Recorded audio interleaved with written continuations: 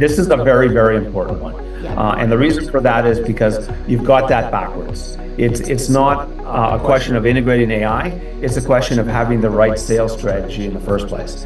And if your sales strategy and or process is still stuck in 1977, then AI is not going to help you, all right? So you need to have a sales process that knows and understands and create a cadence and a process by which mimics your customer's journey through your ICP or your ideal customer profile in order to now leverage things like AI to make it even better, more robust, more engagement, more at scale, more results. So it really starts with the sales process and the sales strategy before you begin to implement any additional technology to make something better if it wasn't working in the first place. So these are the keys. Then once you've done that, now you can look at, okay, so now we've got our process in place. What areas can we implement AI and what could be the potential impact? And let's build that in. And then you want to look at how you can integrate that with your existing systems, such as your CRM or any other sales enablement tools that you might be using, including CX or customer experience tools. So these are all things that we need to consider, and it needs to be an actual strategy overall to create a comprehensive result.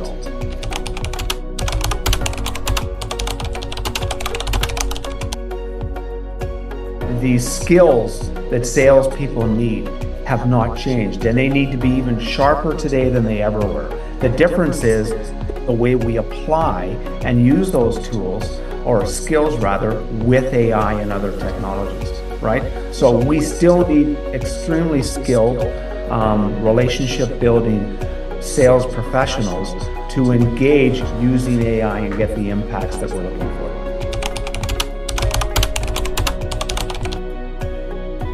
You said efficiency and you said easy to use. Well, for me, and you know, I am not a wizard when it comes to technology by any stretch.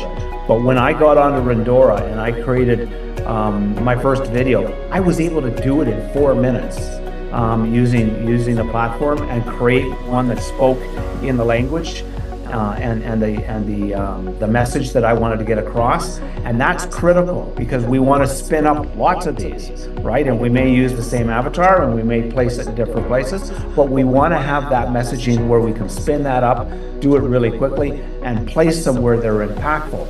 And that creates a huge time savings. B, much more impactful engagement content for people. We all know people much prefer video, and they much prefer short messaging in video than they do necessarily reading long text. So in so doing, we can maximize our efficiency, but we can do it at scale. So it isn't a one-off. Now that's available for everybody that we're pulling in to our inbound process in order to maximize and reach people at scale. So now you've done both things quite nicely. You know, the old line is, if I can do it, you can do it. And there's certainly no question. So where I'm doing something in 4 minutes, somebody who's tech savvy is going to do it in about 14 seconds. So, but most sales professionals, right, and not all, I mean, everybody's different, and we all have our own skill sets, but they're not necessarily tech savvy.